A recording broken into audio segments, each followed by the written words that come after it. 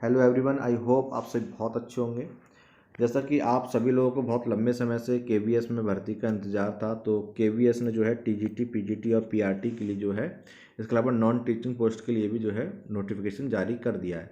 तो आज की इस वीडियो में बात करने वाला हूँ कि टीजीटी के लिए आपकी जो है क्या मिनिमम क्वालिफिकेशन है और कौन कौन जो है इसमें अप्लाई कर सकते हैं। इसके अलावा सीटेट में जिन ओबीसी, एससी या एसटी या ईडब्ल्यूएस लोगों के 82 या 82 से 90 के बीच में मार्क्स हैं, वो लोग जो है अप्लाई कर सकते हैं नहीं। इसके अलावा जो बीएड में एपरिंग वाले हैं उनके लिए क्या कंडीशन है कि आपकी एज रिलैक्सेशन है, और सबसे बड़ी बात कि सब्जेक्ट कॉम्बिनेशन का क्या इशू है, और जिन्होंने केवल 2 साल पढ़ा है उनका, और जिन्होंने 3 साल तक पढ़ा है उनके लिए जो है क्या एलिजिबिलिटी है। ठीक है, तो इन सभी छोटी छोटी बातों को समझने के लिए आप लोग जो है वीडियो को बिना स्क्रिप्ट की लास्ट तक ज़रूर देखें।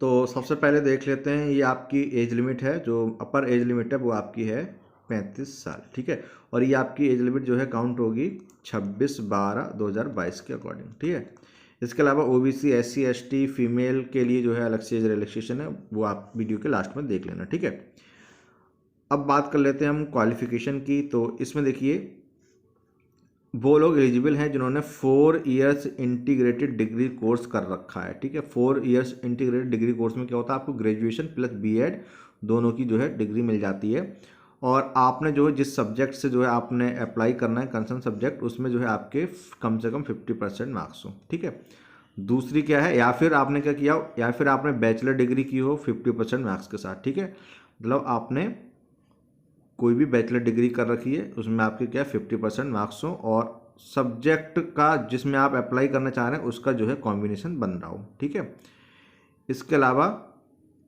The elective subject and language in the combination of subject are. ठीक है, बाकी ये दे रखा है कि कैसे कैसे आपका कॉम्बिनेशन होना जरूरी है। ठीक है, तो इंग्लिश टीजीटी के लिए जो है आपने इंग्लिश पढ़ी हो ऑल 3 ईयर्स। टीजीटी हिंदी के लिए आपने हिंदी पढ़ी हो ऑल 3 ईयर्स। हिंदी और इंग्लिश में आपका लिटरेचर और जनरल और लैंग्वेज का कोई इशू नहीं, चाहे आपने जनरल पढ़ी हो, चाहे आपने लिटरेचर, चाहे आपने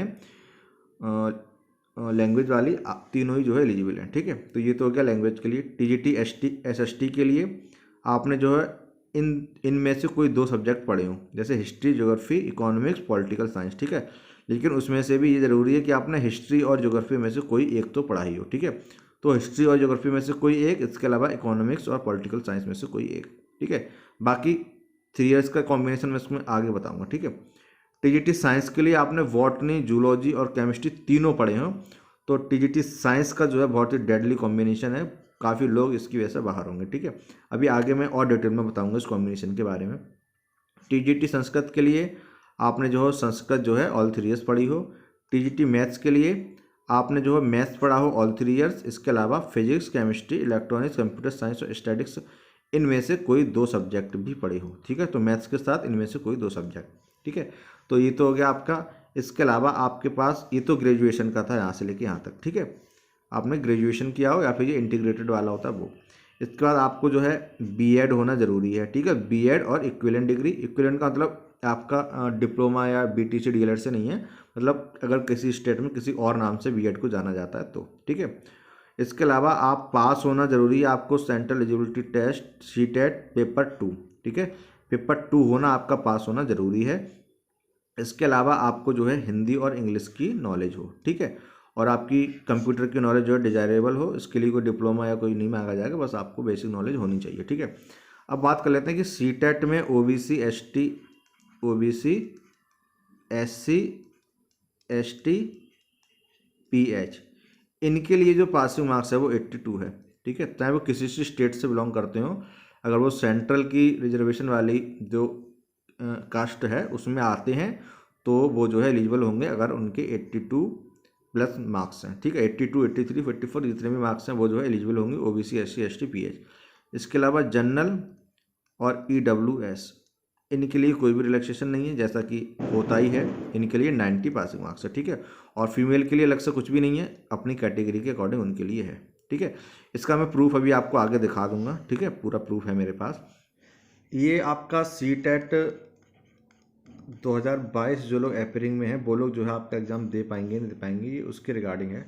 तो ये 2018 का नोटिफिकेशन है, तो 2018 में तो जो है एक स्पेशल नोटिफिकेशन जारी करके जो सीटेट 2018 में अप्लाई कर रहे थे उनको जो है अलाउ कर दिया था फॉर्म अप्लाई करने के लिए। लेकिन अब देख सकते हैं कि 2022 के साथ कुछ ऐसा है नहीं, ठीक है। ये 2022 के नोटिफिकेशन का एक पार्ट है। तो इस नोटिफिकेशन में जो है इन्होंने मेंशन किया हुआ है कि English, Hindi, Sanskrit, math, science और सोशल साइंस, इन सब्जेक्ट्स के लिए जो है आपको पेपर टू पास होना ज़रूरी है। और जो आपका पेपर टू है उसका सीटेट का सर्टिफिकेट आपके पास होना ज़रूरी है, वो भी ऑन और before the last date of application. तो लास्ट डेट ऑफ एप्लीकेशन है वो आपकी है 26/12/2022, ठीक है। तो आपके पास ऑन और बिफोर, या तो आपके पास 26/12/2022 की डेट का जो है सीटेट का सर्टिफिकेट हो, या फिर इससे पहले की डेट का सीटेट का सर्टिफिकेट हो, ठीक है। तो सीटेट 22 के जो है अभी तो एग्ज़ाम ही नहीं हुए हैं, और जब एग्ज़ाम ही नहीं हुए हैं तो फिर रिजल्ट और सर्टिफिकेट का तो कोई मतलब ही नहीं है, ठीक है। तो 26/12/2022 तक किसी भी हालत में जो है एग्ज़ाम होके रिजल्ट नहीं आ पाएगा। और यहाँ तो सर्टिफिकेट की बात कर रहा है, और सर्टिफिकेट तक तो आपका वैसे भी जो है रिजल्ट के 1-2 महीने बाद ही इशू होता है, ठीक है। तो अगर ओवरऑल देखा जाए तो 2018 का केस अलग था, वहाँ पे अलाउ कर दिया था। लेकिन 2022 की नोटिफिकेशन में जो है इन्होंने स्पेशली मेंशन कर रखा है कि 26/2022 तक आपके पास जो है 22 से पहले का ही आपके पास जो है सीटेट का सर्टिफिकेट होना ज़रूरी है, ठीक है। अब बात कर लेते हैं हम आगे। तो ये देखिए है एपरिंग वालों के लिए कि जो बीएड में एपरिंग वाले हैं, मतलब जो लोग इस बार बीएड का फाइनल एग्ज़ाम दिए हैं या देने वाले हैं, उनके लिए वो लोग अप्लाई कर पाएंगे नहीं। तो इसमें क्लियरली मेंशन है कि आपको जो है सबमिशन और एप्लीकेशन की जो लास्ट डेट है तब तक आपके पास बीएड जो है होना चाहिए। मतलब 26/12/2022 तक आपके बीएड का फाइनल ईयर या फाइनल सेमेस्टर का रिजल्ट आ जाना चाहिए, ठीक है। चाहे 26 को आए चाहे उससे पहले आ जाए, अगर इसके बाद आता है तो आप जो है एलिजिबल नहीं होंगे, ठीक है। ये हो गया एपीयरिंग वालों के लिए। अब देख लेते हैं हम डिटेल में कि आपके सब्जेक्ट कॉम्बिनेशन का कैसा कैसा है, ठीक है। तो पहले है ये टीजीटी एसएसटी के लिए, तो आप थोड़ा ध्यान से इसको देख लेना, फिर आप कंफ्यूज नहीं रहेंगे, ठीक है। तो देखिए the candidates should have studied any 2 subject out of the following, ठीक है। इनमें से कोई 2 सब्जेक्ट पढ़े हों। क्या क्या है? हिस्ट्री विद एटलीस्ट 50% मार्क्स, आपके हिस्ट्री में 50% मार्क्स हों, ठीक है। या फिर और ज्योग्राफी विद 50% मार्क्स, या फिर आपके ज्योग्राफी में 50% मार्क्स हों, ठीक है। इन एग्रीगेट का मतलब है कि आपके जो है ओवरऑल हों, ओवरऑल 50% हों। ओवरऑल का मतलब हो गया ऑल 3 ईयर, ठीक है। ऑल 3 ईयर के मिलाकर के हमें 50% की ज़रूरत है। भले आपके एक में 45% आए हो, एक में 60% आ गए हो, हमें जो है ओवरऑल देखना है कि ओवरऑल में आपके तीनों साल के मिला के 50% आ रहे हैं, ठीक है। तो 50% मार्क्स हों and 1 subject out of geography, economics, political science with at least 50% marks, ठीक है। तो एक तो हो गया आपके पास हिस्ट्री हो, और हिस्ट्री के साथ ज्योग्राफी, इकोनॉमिक्स, पॉलिटिकल साइंस में से कोई एक सब्जेक्ट हो और उसमें भी आपके 50% मार्क्स हों, ठीक है। और जो आपकी ग्रेजुएशन है पूरी, उसमें भी आपके जो है 50% मार्क्स हों, ठीक है। तो अलग अलग दोनों सब्जेक्ट में और प्लस ग्रेजुएशन में भी आपके जो है ओवरऑल 50% मार्क्स होना ज़रूरी है। ये तो था हिस्ट्री है जिन्होंने, ठीक है। अगर जिन्होंने जो है ग्रेजुएशन में ज्योग्राफी है 50% मार्क्स के साथ, ठीक है, तो उनको जो है ज्योग्राफी के साथ हिस्ट्री, इकोनॉमिक्स और पॉलिटिकल साइंस में से जो है कोई एक होना ज़रूरी है, ठीक है। उसमें भी आपके क्या हो एटलीस्ट 50% मार्क्स हो, और ओवरऑल भी क्या है 50% मार्क्स हो, ठीक है। ग्रेजुएशन में भी 50% हो और अलग अलग सब्जेक्ट में भी ओवरऑल 50% हो, ठीक है। तो इसको अगर हम शॉर्ट में समझे तो इसका मतलब क्या है कि आपने हिस्ट्री या ज्योग्राफी में से कोई एक पढ़ा हो 3 ईयर, ठीक है। ऑल 3 ईयर आपने पढ़ा हो हिस्ट्री या ज्योग्राफी में से कोई एक।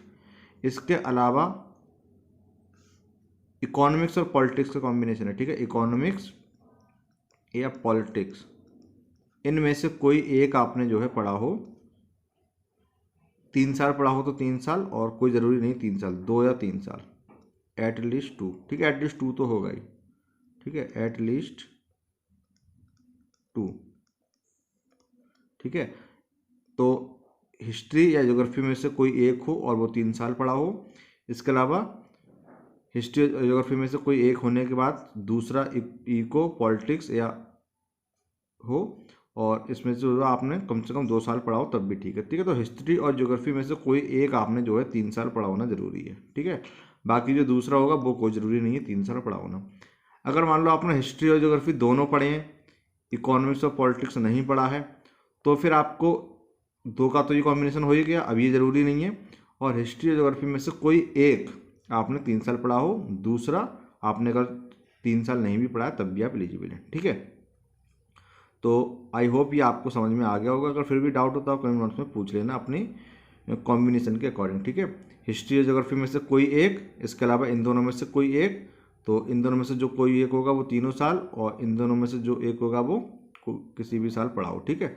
अगर हिस्ट्री और ज्योग्राफी दोनों ही पढ़े हैं तो दोनों में से कोई एक तो 3 साल, बाकी जो दूसरा है वो चाहे 1 साल पढ़ा हो, चाहे 2 साल, चाहे 3 साल, कोई मतलब नहीं है, ठीक है। और 50% का आपको समझ में आ गया होगा। और कैटेगरी के हिसाब से इसमें कोई रिलैक्सेशन नहीं है कि आप ओबीसी से हैं या एसटी से हैं या फीमेल हैं, सबका जो है 50% होना ज़रूरी है, ठीक है। हाँ, जो अभी मैं इसमें आपको बता रहा था, अगर आपने दोनों पढ़े हैं तो ये है। अगर आपने हिस्ट्री और ज्योग्राफी दोनों पढ़े हैं, ठीक है, in all 3 years of graduation, ठीक है, एटलीस्ट, ठीक है, सॉरी दोनों के लिए नहीं है, कोई एक, ठीक है। तो हिस्ट्री और ज्योग्राफी आपने कोई एक जो है 3 साल पढ़ा हो, या हिस्ट्री पढ़ी हो 3 साल या ज्योग्राफी पढ़ी हो, बाकी आपने चाहे इको हो चाहे पॉलिटिक्स हो चाहे इन दोनों में से कोई एक हो, वो आपने जो है 3 साल नहीं पढ़ा है, फिर भी कोई दिक्कत नहीं है, और 50% मार्क्स हो, ठीक है।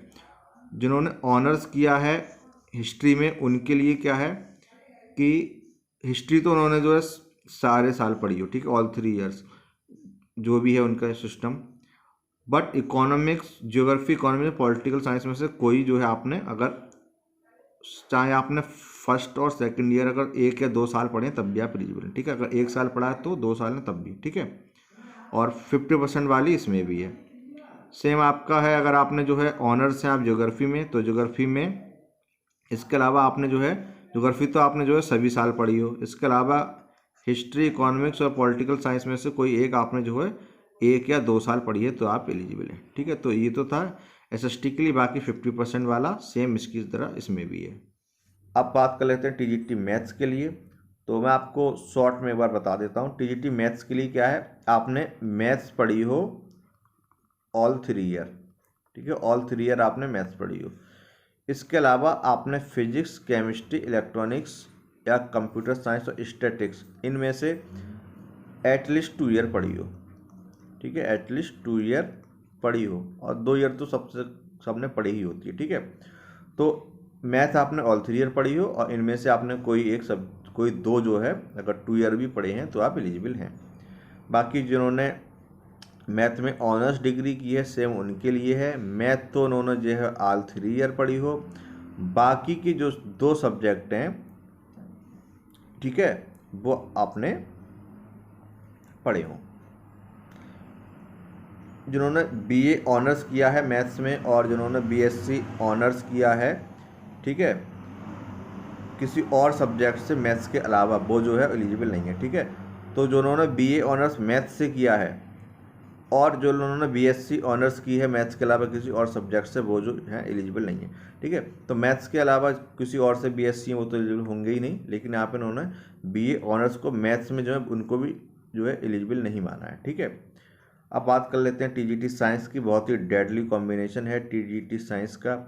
टीजीटी साइंस का क्या है कि आपने बॉटनी, जूलॉजी, केमिस्ट्री, ठीक है, इन तीनों को ही आपने जो all the year of graduation पढ़ा हो, और 50% आपके तीनों में अलग अलग नंबर हो और ओवरऑल भी नंबर हो, ठीक है। तो बहुत ही डेडली कॉम्बिनेशन है। ऊपर तो चलो ये था मैथ पढ़ा है 3 साल, बाकी 2 साल पढ़े तो काम हो जाएगा। एसएसटी में भी हिस्ट्री और ज्योग्राफी में से कोई एक 3 साल पढ़ा हो, बाकी पॉलिटिकल साइंस है उसमें से 2 साल पढ़े तो आपका काम हो जाएगा।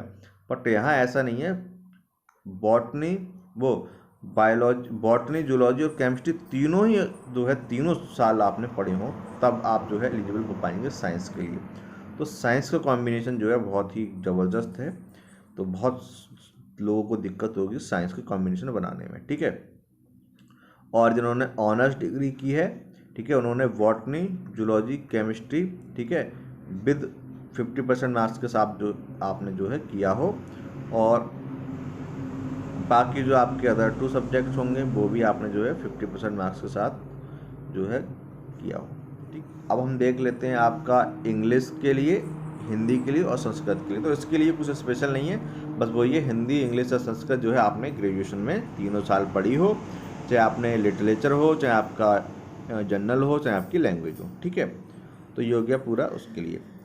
बाकी जो PhD है उन्होंने फिजिकल एजुकेशन में उनके पास बैचलर डिग्री हो, ठीक है। और जो AE है आर्ट्स वाले, उन्होंने जो है 5 ईयर का डिप्लोमा किया हो, ठीक है, या फिर जो है इनके पास और कोई डिग्री हो या डिप्लोमा हो, और इंग्लिश और हिंदी की नॉलेज हो। बाकी जो WE वाले हैं इन्होंने जो है इलेक्ट्रिकल या इलेक्ट्रॉनिक्स में इनके पास डिग्री हो या डिप्लोमा हो, ठीक है। जो आपके 5% का रिलैक्सेशन है कि OBC ST और बाकी के लिए, ठीक है। तो SC ST OBC, ठीक है, एंड जो PH वाले हैं जिनको डिसेबिलिटी है, वो जो है पेपर 1 और 2 दोनों के लिए ही जो है जिनके 82 मार्क्स हैं वो अप्लाई कर सकते हैं, ठीक है। तो OBC, SC ST और जो डिसेबिलिटी वाले हैं उनके लिए जो पासिंग मार्क्स है वो क्या है, 82 है, ठीक है। बाकी जो आपके बचे जनरल और आपके जो EWS है, ठीक है, उनके लिए कोई रिलैक्सेशन नहीं है, उनके लिए जो मार्क्स है वो 90 ही है, ठीक है। तो ये तो क्लियर हो गया होगा कि SC ST OBC, ठीक है, और पर्सनली जो डिसेबिलिटी वाले हैं उनके लिए पासिंग मार्क 82 है, चाहे वो किसी भी स्टेट से बिलोंग करते हो, ठीक है। पेपर 1 और 2 दोनों ही पेपरों की बात हो रही है, ठीक है, चाहे पेपर 1 हो चाहे पेपर 2 हो। अब अगले देख लेते हैं एज रिलैक्सेशन का, ठीक है। तो जो आपके SC और ST के हैं उनके लिए 5 ईयर का जो है एज रिलैक्सेशन है, ठीक है। तो आपकी जो भी मैक्सिमम एज लिमिट थी उसमें आपको +5 कर लेना है, ठीक है। तो PRT के लिए हो जाएगा 30 + 5 35, TGT के लिए आपका हो जाएगा 35 + 5 40, और PGT के लिए हो जाएगा 40 + 5 45, ठीक है। जो आपके OBC के लिए, OBC के कैंडिडेट हैं उनके लिए क्या है, 3 ईयर का एज रिलैक्सेशन है, ठीक है। तो उनको +3 कर लेना है। आपकी जो वुमन है ऑल कैटेगरी, ठीक है, केवल प्रिंसिपल और वाइस प्रिंसिपल की पोस्ट को छोड़ के, ठीक है। तो आपकी जो वुमन है ऑल कैटेगरी, उनके लिए तो बहुत ही ज़्यादा एज रिलैक्सेशन है, 10 ईयर का एज रिलैक्सेशन है, ठीक है। तो आप किसी भी कैटेगरी की वुमेन हो, चाहे आप EWS हो, चाहे आप जनरल हो, चाहे आप SC ST, आप किसी भी कैटेगरी की वुमेन है तो आपके लिए जो है वो डायरेक्ट 10 ईयर का जो है एज रिलैक्सेशन है, ठीक है। तो आपको क्या करना है, जो भी अपर एज लिमिट है उसमें आपको +10 कर देना, ठीक है। तो PRT के लिए हो जाएगी 40 + 10 करके, और TGT के लिए हो जाएगी 45, और PGT के लिए हो जाएगी 50 ईयर फीमेल के लिए, ठीक है। तो फीमेल के लिए बहुत एज रिलैक्सेशन है, ठीक है। और बाकी जो KVS एम्प्लॉय हैं उनके लिए कोई भी जो है एज रिलैक्सेशन का बार नहीं है, ठीक है। बाकी जो सेंट्रल सर्विस के हैं उनके लिए अलग अलग है। जनरल के लिए 5 ईयर, SC ST के लिए 10 ईयर, OBC के लिए 8 ईयर, ठीक है। इसके अलावा जो personal ordinary domicile in state of Jammu and Kashmir, जो जम्मू और कश्मीर के हैं उनके लिए जो है 5 ईयर का एज रिलैक्सेशन है, ठीक है। इसके अलावा जो PH वाले हैं, ठीक है, जिनको कोई डिसेबिलिटी है और उसमें जो है वुमेन भी शामिल हैं, उनको जो है इन्होंने और ज़्यादा एज रिलैक्सेशन दिया है, ठीक है। मतलब एक तो आप PH है, ऊपर से आपकी कोई रिजर्व कैटेगरी है, ठीक है। तो जो PH वाले हैं उनके लिए जो एज रिलैक्सेशन है वो SC ST के लिए 15 साल, OBC के लिए है 13 साल, और जनरल के लिए है 10 साल, ठीक है। तो PH में तो सभी के लिए एज रिलैक्सेशन है, ठीक है, इसमें वुमेन भी शामिल है, कोई अलग से नहीं है, ठीक है। तो इसमें वुमेन का भी आ जाएगा। जो एक्स सर्विसमैन हैं जनरल के उनके लिए 5 ईयर है, जो एक्स सर्विसमैन OBC के हैं उनके लिए है 8 ईयर, ठीक है, 3 ईयर + 5 ईयर। जो एक्स सर्विसमैन हैं SC ST के, ठीक है, उनके लिए है 10 ईयर, ठीक है। और ये केवल ग्रुप A की पोस्ट के लिए है, ठीक है, बाकी पोस्ट के लिए नहीं है, ठीक है। तो जो A क्लास की पोस्ट है केवल उनके लिए एज रिलैक्सेशन है।